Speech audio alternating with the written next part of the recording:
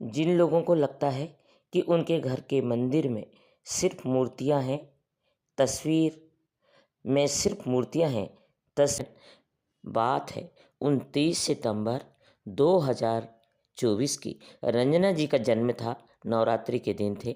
घर में तैयारियां चल रही थी।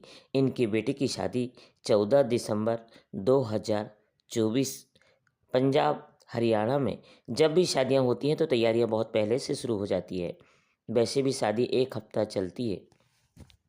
में सिर्फ मूर्तियां हैं, तस्वीर तो मैं आपको बताने जा रही हूं पर कि पंजाब लुधियाना की रहने वाली रंजन, बात है 29 सितंबर 2024 की। रंजना जी का जन्म था, नवरात्रि के दिन थे। घर में तैयारियां चल रही थी।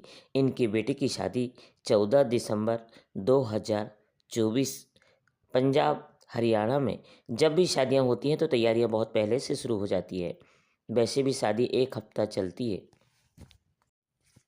जिन लोगों को लगता है कि उनके घर के मंदिर में सिर्फ मूर्तियां हैं, तस्वीर में सिर्फ मूर्तियां हैं, तस्वीर तो मैं आपको बताने जा रही हूँ। यह है भोपाल गीतमाला चैनल पर कि पंजाब लुधियाना की रहने वाली रंजन, बात है 29 सितंबर 2024 की। रंजना जी का जन्म था, नवरात्रि के दिन थे। घर में तैयारियां चल रही थी। इनकी बेटी की शादी 14 दिसंबर 2024। पंजाब हरियाणा में जब भी शादियां होती हैं तो तैयारियां बहुत पहले से शुरू हो जाती है। वैसे भी शादी एक हफ्ता चलती है। रंजना तिवारी बताती है कि उनका बेटा कनाडा में रहता है और वो भगवान का बहुत बड़ा भक्त है। उनके सारे परिवार भगवान के भक्त होते हैं। एक दिन वह व्यस्त रहती है और मोबाइल पर दुर्गा स्तुति सुनती है। इसके बाद वो अपने काम में बिजी होने लगती है और काम भी करती है और वो दुर्गा स्तुति भी सुनती है और लड्डू गोपाल को अपने पास रखती है। कुछ भी काम कर रही है अपने सामने बिठाती है, उनसे बतियाती रहती है। इधर दुर्गा स्तुति सुन रही थी, इधर कर रही थी बीच बीच में लड्डू गोपाल और राधा रानी से बातें। बहुत सारे काम थे, उसने शॉपिंग पर जाना था। इनका जन्मदिन तो रंजना जी बताती हैं कि काम में बहुत व्यस्त होने के कारण इन्होंने ऐसे ही करना सीखा।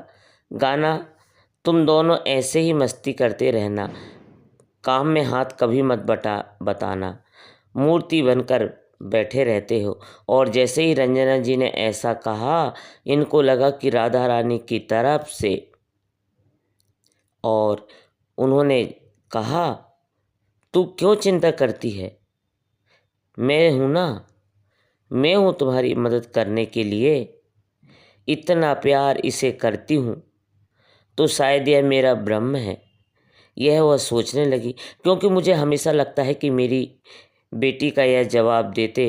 तो इस तरह से इन्होंने जवाब दिया और रंजना जी अपने काम में व्यस्त हो गई और शॉपिंग करने की, शादी की शॉपिंग करनी थी।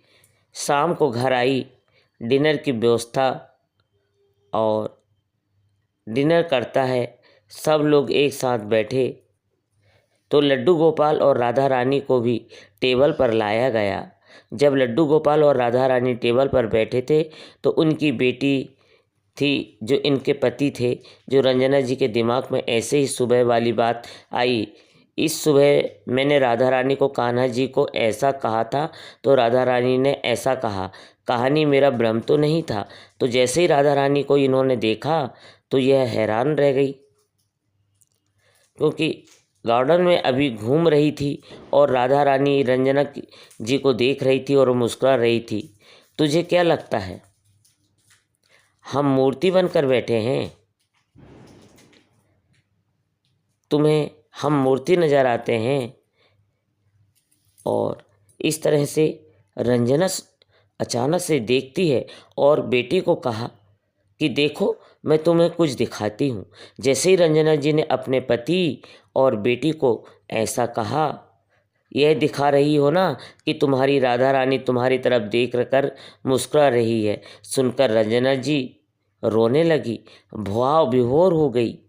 उनके लिए जीवन का सबसे शुभ दिन एक तो उनका जन्मदिन था, एक उनकी राधा रानी ने पहली बार उनको इस तरह से जवाब दिया था। उन्होंने बताया था कि हम साक्षात यहाँ पर हैं, मूर्तियाँ नहीं।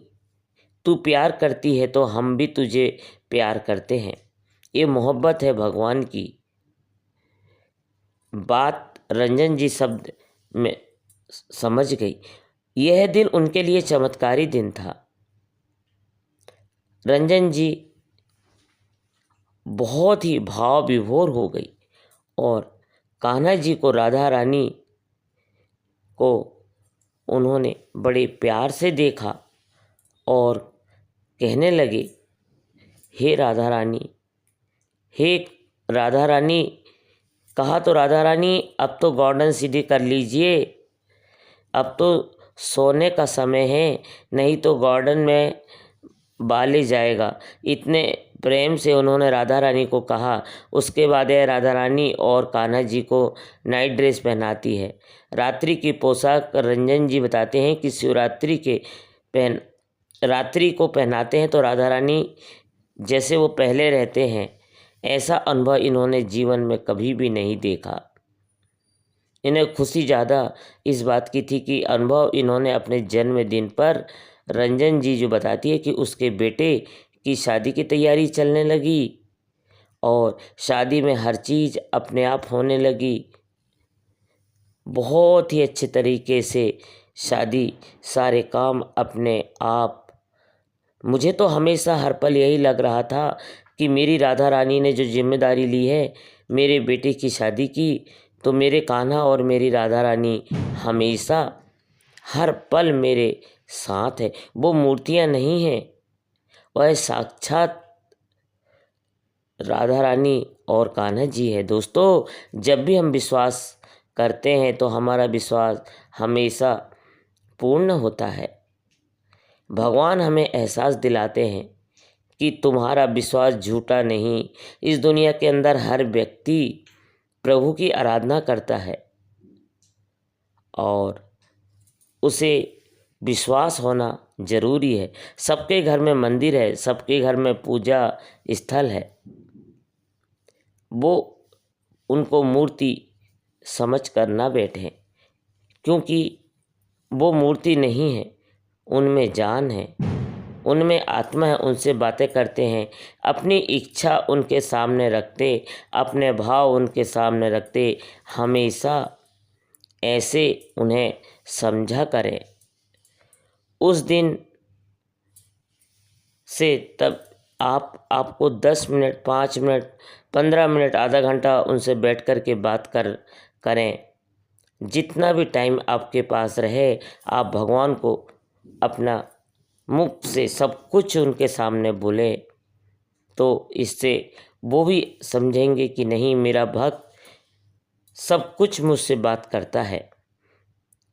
और इस तरह से आप भगवान को एक मूर्ति बनाकर न समझें, उन पर विश्वास करें। भगवान के जो विग्रह है भगवान नहीं है, ये गलत है। वह साक्षात है, वो साक्षी है, वो हर पल है।